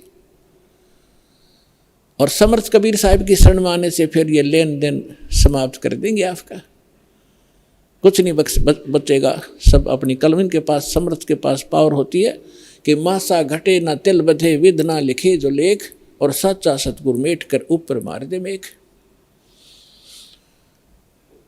अपने आत्माओं सूक्ष्म वेद में बताया है, दुर्वासा को पे तहां समझन आई नीच, 56 करोड़ या दो कटे वो मची रुद्र की कीच। अब ये भगवानों की तो दे दिया हिसाब किताब आपको, ये भगवान तो इसे थे आपके। अब जिनको आप ऋषि महर्षि मानते थे, दुर्वासा जी को तोप मानते थे कि बड़े महापुरुष हैं, वो तो नीच थे एक नंबर के। सूक्ष्म वेद के अंदर परमात्मा ने कहा है कि दुर्वासा कोपे तहां, दुर्वासा वहां क्रोधित हुआ। किस बात पे? बच्चों ने मजाक कर दिया कि बिजली गिर गई थी, साधु संत ठीक है बेटा भाग जाओ, खबरदार आगे बकवाद करी है निकम्यो। ऐसे करते संतों के साथ मजाक करते, इतना कह के छोड़ सके था। और श्राप दे दिया तुम्हारा नाश होगा। आम व्यक्ति से भी गिरे हुए थे ये लोग, जिनको मैं ऋषि माना करते थे। एक बुजुर्ग आदमी बड़े आदमी से को बालक मजाक भी कर ले, उसको इतना भयंकर श्राप दिया करते हैं। पुरात्माओं जैसे किसी के हाथ में बंदूक है, पिस्टल है, और कोई बालक मजाक कर दे और उसका वो गोली मार दे, वो तो एक ढेर आदमी होगा समर्थ, उसको पता है तो कितनी कितनी भयंकर वस्तु लिए रहा है, किसके ऊपर दाग रहा है। वो नीच व्यक्ति होता है, मजाक करने पे भी इतनी भी सहन नहीं कर सकता। तो इस स्थिति के थे वो ऋषि, उनके पास ये हथियार थे वचन के और श्राप देने के। तो यहाँ सूक्ष्म वेद में लिखा है कि दुर्वासा को पेतहा, क्रोधित हो गए और समझ न आई नीच, ये भी नहीं सोचा तू क्या करने जा रहा है, और 56 करोड़ यादव कट गए और वह मची रुद्र की कीच, यानी रक्त की 11 माच की, खून की 11 मच की, 56 करोड़ आदमी जहाँ लाश हो जाए और नदी बह कर चल पड़े खून की, रक्त की। तो यहाँ पुण्यात्माओं, ना तो ये भगवान समर्थ जिनको हम पूजा करते, ना ये ऋषि एक अन्य के जिनको ज्ञान ही नहीं था, इनको ये नहीं पता भगवान कौन है। अब ये भगवान के लिए निकले थे घर से, साधना करेंगे, भक्ति करेंगे। अंगार, जहाँ अंगारों से शीतलता की खोज करने लगे, अंगारों पर चलने के अभ्यस्त हो गए। थोड़ी आँच को भी हम, थोड़ी ही आग को, आँच को हम सुख मान रहे। झूठे सुख को सुख कहे, ये मान रहा मन मोद, ये सकल चबीना काल का, कुछ मुख में कुछ गोद। अब परमात्मा क्या कहते हैं, भाई तन दर सुखिया कोई न देखा, जो देखा सो दुखिया हो, उदय अस्त की बात करे मन, सबका किया विवेका हो, सबका किया विवेका हो। तन दर सुखिया कोई न देखा, जो देखा सो दुखिया हो, उदय अस्त की बात करे मन, सबका किया विवेका हो, सबका किया विवेका हो। भाई घाटे बाधे सब जग दुखिया, के गृहस्थी बैरागी हो, घाटे बाधे सब जग दुखिया, के गृहस्थी बैरागी हो। सुख देव ने दुख के डर से, गर्भ में माया त्यागी हो, गर्भ में माया त्यागी हो। तन दर सुखिया कोई न देखा, जो देखा सो दुखिया हो, उदय अस्त की बात करते हैं मन, सबका किया विवेका हो, सबका किया विवेका हो। भाई जंगम दुखिया योगी दुखिया, तपस्वी को दुख दूना हो, जंगम दुखिया योगी दुखिया, तपस्वी को दुख दूना हो। आशा तृष्णा सब में व्यापे, कोई महल न सुना हो, कोई महल न सुना हो। तन दर सुखिया कोई न देखा, जो देखा सो दुखिया हो, उदय अस्त की बात करते हैं मन, सबको किया विवेका हो, सबका किया विवेका हो। भाई साच कहूँ तो जग न माने, पर झूठ कही न जाई हो, साच कहूँ तो ये जग न माने, पर झूठ कही न जाई हो। ये ब्रह्मा विष्णु शिव जी दुखिया, जिन ये राह चलाई हो, जिन ये राह चलाई हो। तन दर सुखिया कोई न देखा, जो देखा सो दुखिया हो, उदय अस्त की बात करते हैं मन, सबका किया विवेका हो, सबका किया विवेका हो। भाई सुरपति दुखिया भूपति दुखिया रंक दुखी बपरीती हो। सुरपति दुखिया भूपति दुखिया रंक दुखी बपरीती हो। कहे कबीर और सब दुखिया एक संत सुखी मन जीती हो। संत सुखी मन जीती हो। तन दर सुखिया कोई न देखा जो देखा सो दुखिया हो। उदय अस्त की बात करते हैं मन सबको किया विवेका हो। सबका किया विवेका हो। सुरपति दुखिया भूपति दुखिया रंक दुखी बपरीती हो। सुरपति दुखिया भूपति दुखिया रंक दुखी बपरीती हो। कहे कबीर और सब दुखिया एक संत सुखी मन जीती हो।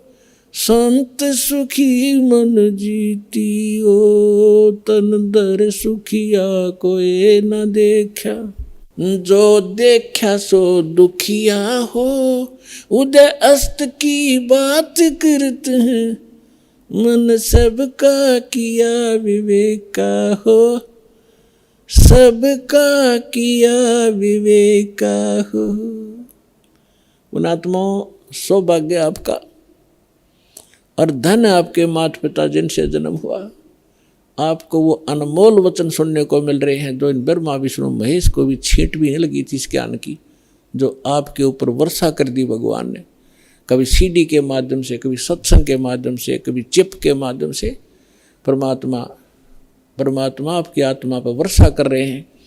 और इस ज्ञान से एक बार परिपूर्ण हो जाना, आप देखना फिर भगवान यहाँ भी सुख देगा और सतलोक में जाओगे जहाँ कभी मृत्यु नहीं होती, कभी वृद्ध अवस्था नहीं आती, किसी चीज़ का अभाव नहीं वहाँ पर। अब जो प्रसंग चल रहा है, जिस लोक में आप रह रहे हो ये अंगार बरस रहे हैं और जहाँ अंगार थोड़े से कम हैं, हल्की आग वाले, हम उनको सुख मान बैठे हैं। अब क्या बताते हैं कि घाटे बाधे सब जग दुखिया और के गृहस्थी बैरागी हो। अब देखो पुणात्माओं, परमात्मा पाने के लिए जिसने घर त्याग दिया, हम उसको बैरागी मानते थे, सन्यासी मानते थे। अब वो बैराग प्राप्त करना और सन्यासी होना हमने कहाँ से ग्रहण किया, कौन से ग्रंथ से प्राप्त किया हमने ये ज्ञान? श्रीमद् भगवद गीता अध्याय नंबर 3 के श्लोक नंबर 4, 5, 6, 7 में स्पष्ट वर्णन किया है कि अर्जुन, यदि तू काम छोड़ कर कर्म सन्यासी बन गया, जंगल में जा बैठा, तेरा निर्वाह कैसे होगा, पेट कैसे पालेगा तू? इसलिए तू काम भी कर और भक्ति भी कर। फिर ये कहाँ से लाए, जंगल में घर छोड़ कर चले गए, जंगल में जाकर सुख होगा? जंगल में कैसे सुख होगा, वन में? अब घर में सारी सुविधा आपको, समय पर रोटी मिल रही है, झोपड़ी है, मकान है, जैसा भी आपको सुविधा कर्मानुसार मिली है उसमें संतोष करो और उसमें बैठ कर अपना भक्ति करो। समय पर भूख लगेगी तो खाना खाया, भूख समाप्त हुई, वह इच्छा खत्म हुई, वो कल्पना समाप्त हुई तो भक्ति करेगा। यदि रोटी मिली नहीं तो भक्ति कैसे करेगा? उसी को सोचता रहेगा कहाँ से लाऊं, कैसे मिलेगी। भक्ति का सुमरण, रोटी का सुमरण होगा, वो भगवान का नहीं होता। अब जैसे घर छोड़कर चला गया, वैरागी बन गया, वहाँ जाकर गर्मी भी लगेगी, सर्दी भी आवेगी, वर्षा भी होगी, उसके लिए फिर झोपड़ी डालनी पड़ेगी, उसने वहाँ झोपड़ी या गुफा खोदनी पड़ेगी। और भूख लगेगी, फिर गांव में जाना पड़ेगा मांगने के लिए, दिए माई गालिए दिए एक रोटी। अब जब तक रोटी ना मिलेगी तो ना भगवान तो याद आवे कोई ना, और रोटी याद आऊंगी इसके। तो परमात्मा कह रहा है, उन्हें बताया करके जो साधना करनी चाहिए, जो उसका तरीका है, वो तुम्हें पता नहीं। आप फिर ये सोच बैठे कि उन्हीं को भगवान मिलता होगा जो जंगल में चले जाते हैं, खड़े होकर तप करते हैं, दोनों के ऊपर तपते हैं।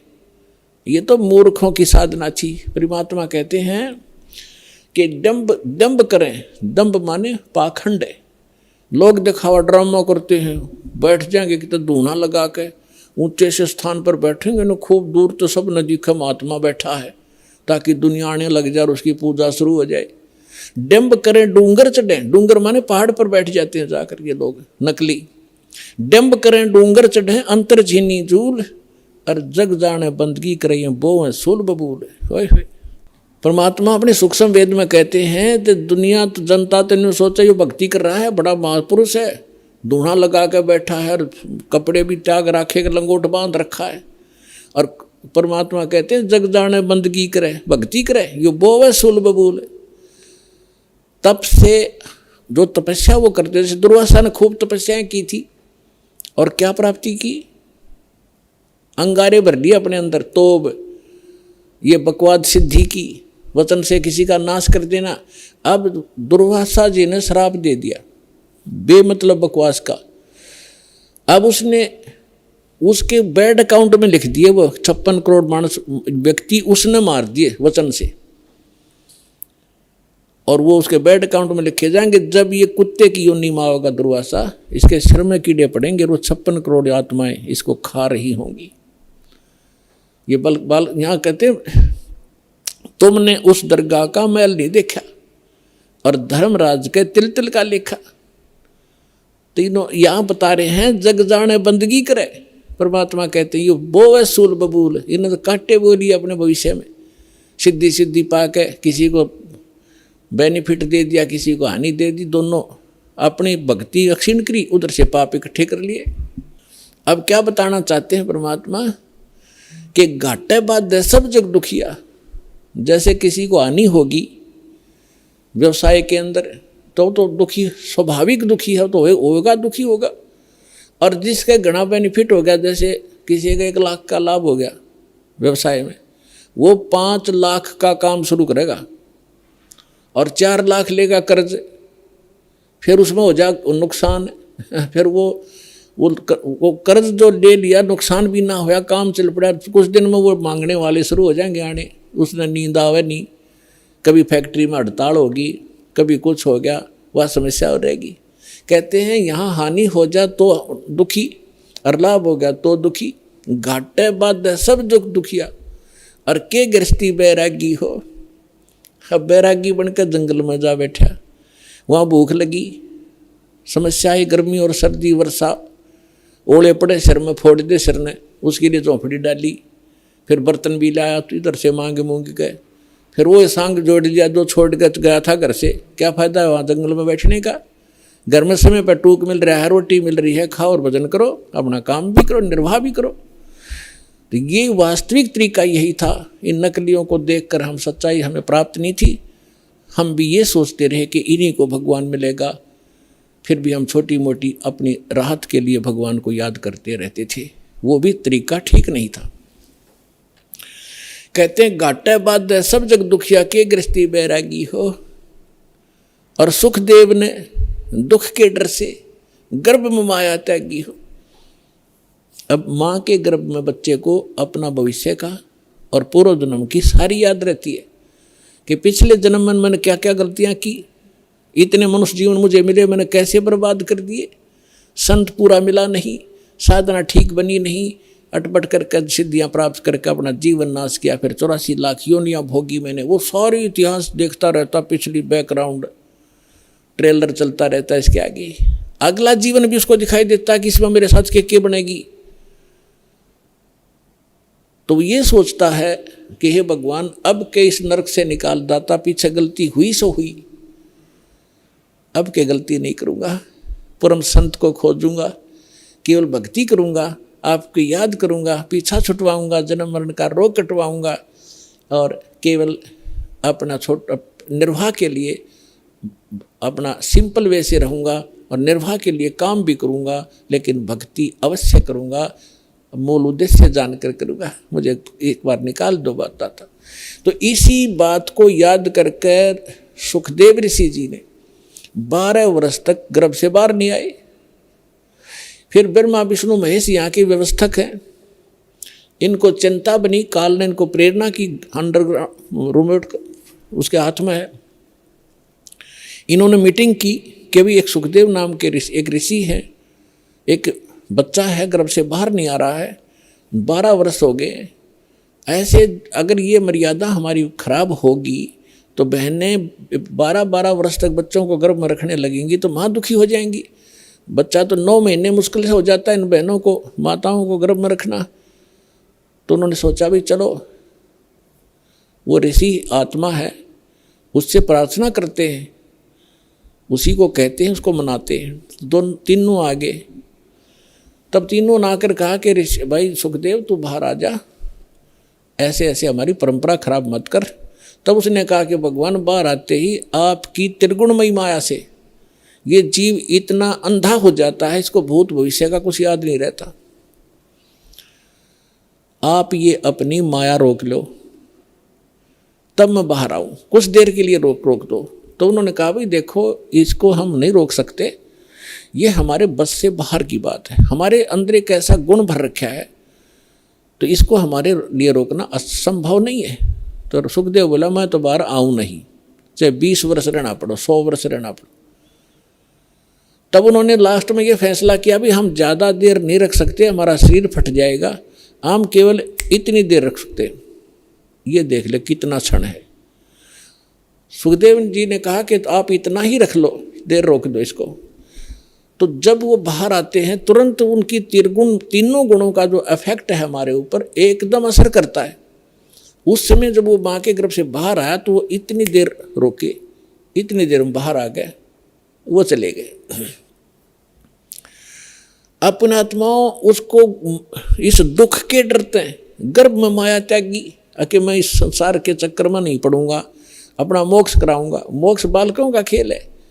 घर से उठ गया आकाश, पिछले संस्कार से उसमें इतनी सिद्धि थी आकाश में उड़ जाता था, आकाश में उड़ गया, आगे जाके धरती पर टिकना तो पड़ेगा, आकाश में कितने दिन रहेगा, रोटी भी खानी है, आगे नहाना धोना भी होता है। फिर वह पृथ्वी पर फिर गिरा वापस। कहने का भाव ये है कि फिर इस पिछले पूर्व जन्म के भक्ति शक्ति से कुछ सिद्धियां आ जाती हैं और उन सिद्धियों से हम ये मान बैठते हैं कि ये बड़ा महापुरुष है। सिद्धि तो इस प्राणी का सबसे बड़ा दुश्मन है। अरे इसके लिए ये, इसी के कारण ये सब ऋषि और महर्षि प्रसिद्ध हो रहे थे। अंत में आपने कथा बहुत बार सुनी है सुखदेव ऋषि की। ये ऋषि महर्षियों में जाता था, इसका बड़ा सत्कार करते थे, स्वर्ग लोक में जाता था, वहाँ भी इसको विशेष आसन दिया जाता था, बड़े महापुरुष हैं। एक दिन विष्णु लोक में चले गए। प्रत्येक डिस्ट्रिक्ट में और प्रत्येक प्रांत में गवर्नमेंट रेस्टोरेंट, गवर्नमेंट वो होते हैं, ये रेस्ट हाउस होते हैं, उसमें उच्च अधिकारी ही रुका करते हैं। तो ये सुखदेव प्रत्येक भगवानों की इन लोकों में, शिवलोक में, विष्णु लोक में, ब्रह्मा जी के लोक में, इंद्र के लोक में, इनके अपने अपने अलग से रेस्टोरेंट हैं जिसमें अधिकारी गण यानी देव लोग ही जाकर रुकते। तो ये पहुंच गया वहाँ पर सुखदेव ऋषि विष्णु जी के लोक में। उस रेस्ट हाउस में जाने लगा, सामने खड़ा था गेट कीपर, उसने रोक दिया, ऋषि जी रुको। कहाँ जी बोलो, आपका अपॉइंटमेंट लेटर दिखाओ, आप कौन हो, किस रैंक के हो। क्या मतलब कि आपका गुरु कौन है? कि मेरा कोई गुरु नहीं, मुझे गुरु की क्या आवश्यकता है, तो मेरे पास इतनी पावर है, ऐसी सिखती है। बोला जी ऐसे नहीं, इस रेस्ट हाउस में वही आ सकता है जिसके पास जिसका अपॉइंटमेंट हो रहा हो। और कहने का भाव यह है कि जो कोई अधिकारी हो, गुरु जिसने धारण कर रखा हो, और गुरु भी मान्यता प्राप्त हो, नकली गुरुओं से भी अलाउड नहीं आना, नकली गुरुओं के भक्ति करके गुरुओं से। तो ऋषि उस सुखदेव ने काफ़ी उनके साथ जख मारा, लेकिन उन्होंने फाइनल कर दिया कि नहीं, विष्णु जी का आदेश है। तब ऋषि ने सोचा था, सुखदेव ऋषि ने, कि विष्णु जी बड़े खुश होंगे मेरे तय, मैं ऐसी भक्ति की हुई है और वो भगत बत्सल है। तो सुखदेव ऋषि ने कहा कि विष्णु जी से बात कराओ मेरी, तुम मुझे क्यों नहीं जाने दे रहे हो। तो वो पहरेदार गए विष्णु जी के पास, बाकी वहीं खड़ा रहा एक दो, कि भगवान ऐसे एक ऋषि आए हैं, सुखदेव नाम बता रहा है, और वो जिद कर रहा है इस स्वर्ग के अंदर रेस्टोरेंट में जाने का, रेस्ट हाउस के अंदर जाने की। तो विष्णु जी ने पूछा फिर आपने मना क्यों किया? कि उन्होंने बताया कि उनका गुरु नहीं है, कोई निगुरे हैं, वो अधिकारी नहीं है, और आपका आदेश है कि जो निगुरा व्यक्ति हो, जिसका गुरु नहीं हो, इसमें अलाउड नहीं है। आदेश दो भगवान, क्या आदेश आपका? कि बिल्कुल ठीक है, नहीं जाना चाहिए। अब वो जिद कर रहा है कि मैं भगवान से बात करके ही वापस जाऊंगा, नहीं तो यही बैठूंगा। तो भगवान विष्णु ने आए बाहर। अब ऋषि जी ने सोचा तो यूं था कि विष्णु जी बड़ी शाबाशी देंगे मेरे को, और ये सोच रहा था कि ये पहरेदार गेट कीपर ये मुझे जानबूझ कर हरास कर रहे हैं। विष्णु जी तो आते ही मुझे सीने से लगाएंगे, भगत वत्सल भगवान हैं, सतो गुणी हैं। जब भगवान विष्णु ने आकर पूछा कि ऋषि जी क्या वाद विवाद है तुम्हारा, यहाँ कैसे आए आप, तो आधा फ्यूज तो वहीं हो गया भगवान के चेहरे को देखकर कि आज ठीक ढंग से बोल नहीं रहे। तब ऋषि ने कहा कि सुखदेव ने जी मैं ऐसे ऐसे, सुखदेव नाम है मेरा, और मैं रेस्ट हाउस में इस रेस्टोरेंट में जाना चाहूँ था स्वर्ग में, इन्होंने मना कर दिया जाना, इन्होंने मुझे रोक दिया। तो भगवान विष्णु ने उन्हीं के सामने पूछा पहरेदारों से, भी क्यों रोक दिया आपने ऋषि जी को? पहरेदारों ने बताया कि आपका आदेश है, जिनका गुरु नहीं है, मान्यता प्राप्त गुरु, वो इस आपके रेस्टोरेंट यानी इस आपके स्वर्ग में अलाउड नहीं है। तब विष्णु जी ने पूछा क्यों ऋषि जी, आपका कोई गुरु नहीं? अक नहीं जी। सुखदेव बोले नहीं मेरा कोई गुरु नहीं, कि जाइए आप यहाँ से और गुरु बना कर आइए यहाँ पर। अपने आत्माओं देखो, सूक्ष्म वेद से ज्ञान से आपको पता चलेगा, सूक्ष्म वेद से, ये तत्व ज्ञान से। अब देखो अभी तक हम क्या देखा करते, दास ने खूब देखा, जिन्होंने लाल कपड़े पहन लिए और कोई गुरु पद प्राप्त कर लिया, घर त्याग दिया, सन्यास हो गए, ब्रह्मचारी हो गए, तो वो ये सोचा करते गृहस्थी तो एक नेग्लेक्टेड आदमी है। उनको ये जैसे पहले शूद्रों को सोचा करते थे, इनकी ऐसी दृष्टि थी इन ऋषियों की कि गृहस्थी तो एक वैसे रिजेक्टेड आदमी होता है, आदरणीय नहीं होता। अब सुखदेव ऋषि ने कहा कि जी मैं किसको गुरु बनाऊं, मेरे योग्य गुरु पृथ्वी पर नहीं है। तो भगवान ने कहा कि ऋषि जी ये भी तेरा वहम है, तेरा अहंकार बोल रहा है, और जाइए राजा जनक से को गुरु बनाइए। राजा जनक को गुरु बनाना, जो सीता जी के पिताजी कहलाए थे राजा जनक। अब राजा जनक के काफ़ी रानियां थी, गृहस्थी थे और भगत भी थे। अब सुखदेव ऋषि इतना अहंकारी कि गृहस्थी लोग, राजा लोग तो मेरे चरण छूते हैं, और मैं गृहस्थी को जाकर के, राजा को जाकर के नमस्कार करूं, क्योंकि गुरु बनाना है तो प्रणाम भी करना है, दंडवत भी करनी है, मत्था भी रगड़ना है। अहंकार खड़ा हो गया, वहां से तो आ गया, लेकिन वो दूसरे स्वर्ग में, कॉमन स्वर्ग है इंद्र का लोक, उसमें ये चला जाता था। जब उसमें दोबारा गया उस दिन उसका चेहरा उतरा हुआ था। अन्य जो देव वहां बैठे थे वो कहने लगे ऋषि जी आज क्या बात है, मायूस बहुत हो तुम। तब ऋषि ने कहा कि ऐसे ऐसे मैं विष्णु जी के लोक में गया था, भगवान ने मुझे स्वर्ग में प्रवेश करने से मना कर दिया। तो जितने भी वहाँ बुद्धिमान भगत संत महात्मा बैठे थे, ऋषि और देव, वो कहने लगे ये बात दची नहीं, सुखदेव आपकी बात हमारा गले नहीं उतर रही कि भगवान विष्णु और आपको ऐसे अनादर किया आपका, नहीं कोई बात बता गलती क्या है। तब उसने बताया कि भगवान ने कहा कि तू गुरु नहीं बना रखा, इसलिए आप यहाँ रहने के अधिकारी नहीं हो। तब उन महापुरुषों ने जो वहाँ बैठे थे बुद्धिमान, उन्होंने कहा कि सुखदेव आपका कोई गुरु नहीं है? कि नहीं मेरा कोई गुरु नहीं है। धिक्कार है तेरे जन्म को। सभी ने एक स्वर में बोला जो बुद्धिमान होते, क्या करेगा तू इस मिट्टी का, ये बैटरी चार्ज है तेरी, कुछ दिनों में खत्म हो जाएंगी ये सब सिद्धियाँ, और कीड़े मकोड़े की पशुओं की योनि में जाएगा, गधा बनेगा, गुरु धारण करना पड़ेगा। और फिर दूसरा भगवान ने कह दिया, फिर अग्रम अग्रम कैसी, भले आदमी जब भगवान विष्णु ने कह दिया उसको, तो उसी को तुम भगवान मानते हो, तो उसी ने कह दिया गुरु बना, और फिर भी तेरे अंदर ये अगर मगर है तो काहे का तू ऋषि है। तब वहां क्या कहता है वो, भाई राजा जनक गृहस्थी भाई, कैसे शीस निभाऊं जाई। सुखदेव बोले ज्ञान विवेका, हम स्त्री का मुख नहीं देखा। देख कहाँ अड़गी काल की आंट, अड़ंगा कहाँ डालिया उसने, कि राजा जनक गृहस्थी भाई और कैसे शीश निभाऊं जाई। और बोले सुखदेव ज्ञान विवेका, अपनी बुद्धि से उसने खूब सोच समझ गया बात कही कि मैंने स्त्री का मुख नहीं देखा, मैं तो बाल ब्रह्मचारी हूँ और राजा गृहस्थी आदमी है, उसके घनी नारायणियाँ भी कई हैं, और उसको कैसे माथा टेकूंगा, कैसे ना सिर झुकाऊंगा, मेरी तो नाश हो जाएगा इज्जत का। तब ऋषि बोले भाई इज्जत ले ले, अर्चे भगवान ना तो अगली जन्म में गधा बनेगा, या सारी इज्जत तेरी बिखरती फिरेगी ऋषि जी। अब उसको फिर एक झटका लगा एकदम, क्योंकि महात्मा भगत है वो, चल भगवान के लिए भटक रहा है, उसके अंदर जगह है भगवान की, लेकिन अज्ञान अहंकार, अज्ञान से अहंकार बनता है। तो उसको एकदम झटका लगा और उसकी एकदम पिछला बैकग्राउंड चल पड़ी।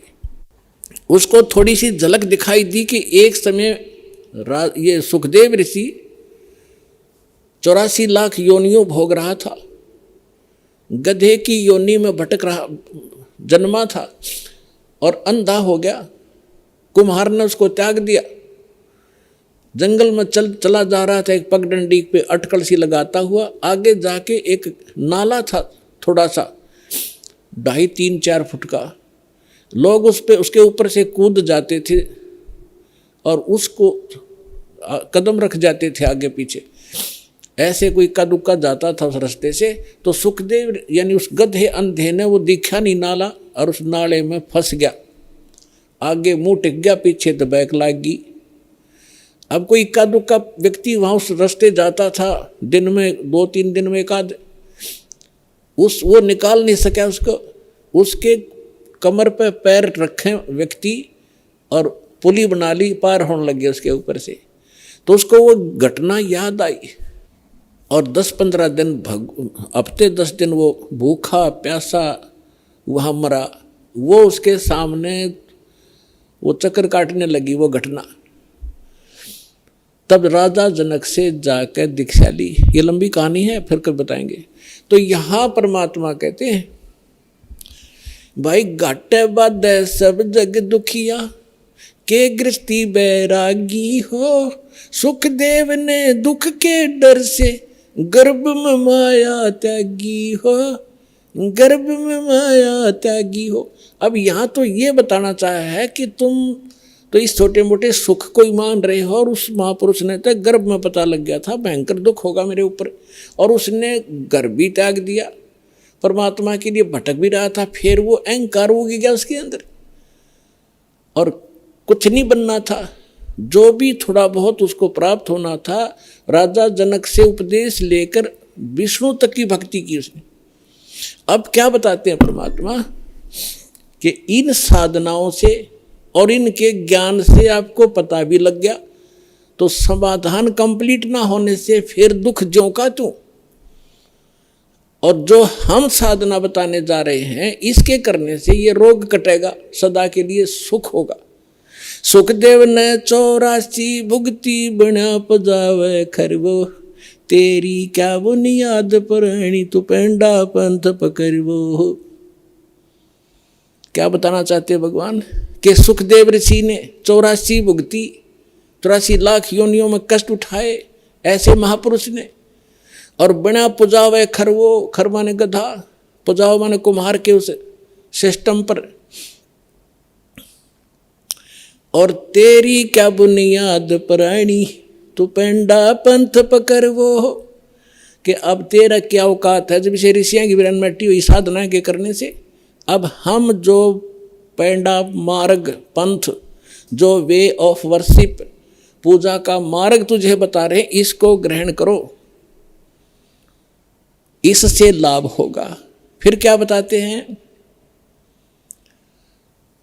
कि जंगम दुखिया जोगी दुखिया, तपस्वी को दुख दूना हो, आशा तृष्णा सब में व्यापे, कोई महल ना सुनो हो, कोई महल ना सुना हो। जंगम दुखिया, योगी दुखिया, तपस्वी को दुख दूना हो। तपस्वी क्या करता है, एक जन्म में घोर तप करता है, अगले जन्म में राजा बनता है, तप से राज राज मदमानम, और जन्म तीसरे शुक्र सवानम, अगले जन्म में गधा बनता है राजा तीसरे जन्म में। एक पहले जन्म में तप किया, शरीर खूब दुखी किया, अगले जन्म में राजा बन गया, राजा महादुखी होता है, सपने में सुख नहीं होता यहाँ के राजा को। अब आपको बता ही दिया। कहते हैं तपस्वी को दुख दूना हो, पहले तपस्या करने में दुख और फिर राज करे, सपने में भी नींद नहीं आती, रात को भी नींद नहीं आती, गुटी ला के पड़े रात में राजा, ये छोटे मोटे सुख। अगले दिन में गधे की योनि में जाएगा तीसरे, तप से राज राज मदमानम, और जन्म तीसरे शुक्र सवानम, कुत्ता और गधा बनता है। ये दुर्वासा की कथा आपको सुना दी, उसने हजारों वर्ष तप किया, ये डले डोए, ये प्राप्ति की, नाशकरण की साधना कर ली। इसी प्रकार फिर बताते हैं कि साच कहूँ तो जग नहीं माने, पर झूठ कही ना जाई हो, ये ब्रह्मा विष्णु शिव जी दुखिया, जिन ये राह चलाई हो। जिसने यहाँ इस जन्म पालन और मृत्यु का जो ये मार्ग चला रखा है, ये तीनों दुखिया। फिर क्या बताते हैं कि भूपति दुखिया, यानी पूरी पृथ्वी का शासक भी दुखिया, सुरपति दुखिया, भूपति दुखिया। सुरपति इंद्र वो महादुखी, और रंक दुखी बपरीती हो, और गरीब आदमी तो वैसे स्वाभाविक दुखी, रंक दुखी बपरीती हो। ये तो या तो रीत है कि गरीब वही दुखी रहे, सारी आपदाएं गरीब आया करती हैं। जो सत भक्ति नहीं करता, जो सत भक्ति नहीं करता गरीब, और जब भक्ति सही मिल जाती है, कबीर साहब कहते हैं, कहें कबीर और सब दुखिया, एक संत सुखी मन जीती हो, संत सुखी मन जीती हो। संत हो, परम भक्त हो, परम संत से दीक्षा लेकर के, और फिर जैसे संत बताते हैं, जो परम संत होगा, सतगुरु मिले तो इच्छा मेटे, पद मिल पदे समाना, चल हंसा उस लोक पुठाऊं, जो आदि अमर अस्थाना। अब क्या बताते हैं कि सतगुरु मिलेंगे तो यहाँ की इच्छाएं समाप्त करवाओगे सबसे पहले, कि किसके लिए तू सारा जीवन नष्ट कर रहा है, इन कोठी और बंगलों के लिए। एक मिनट में मृत्यु हो जाती है, जोड़ा जाड़ा सारा छोड़कर गधा बनकर घूम रहा होता है। तो कहते हैं जब संत वो भक्त सुखी होगा, जो इस तत्व ज्ञान के आधार से अपना जीवन सफर तय करेगा, और कोई इस पृथ्वी पर सुखी नहीं हो सकता। समर्थ का शरणाग हो रघुहोरी हो, और कदे न हो ए काज राम रंग होरी हो। समर्थ की शरण में आओ, यहाँ के अंगार भी बुझा देगा आपके लिए, आपके जीवन में कांटे भरे उनको साफ कर देगा, और आपको यहाँ भी सुख देंगे, सतलोक में ले जाएंगे, आपका पूर्ण मोक्ष कराएंगे। पुणात्माओं, आप इतनी दूर से आते हो, और किस लिए? एक एक अक्षर को ज्ञान ध्यान से सुना करो। जैसे एक अच्छे विद्यार्थी होते हैं, प्रत्येक लेक्चर का प्रत्येक शब्द घोट लिया करते हैं, एक अक्षर को भी नहीं जाने देते कहीं हम फेल ना हो जाए। तो इस प्रकार आपको परमात्मा ने इतना समय दिया है, कितनी दूर से आपको लेकर आए हैं। करे करावे साइया मन में लहर उठा, दादू सर्जर जीव के आप बगल हो जा। भगवान ही आपको लाता है, आपको प्रेरणा करता है, आपके 100 कामों को सेट कराता है, तब आपको यहाँ ला पाता नहीं। काल आन नहीं जाए आपको, ना जाने कहाँ धक्के खुआवा सारा दिन, और मृत्यु को प्राप्त हो जाए उसे डले ढो ढो के। ये मालिक की मेहर आपके ऊपर, आपको परमात्मा यहाँ लाते हैं, अपनी अमर कथा सुनने का थोड़ा सा समय निकलवाते हैं। इसको ध्यान से सुना करो। सत साई।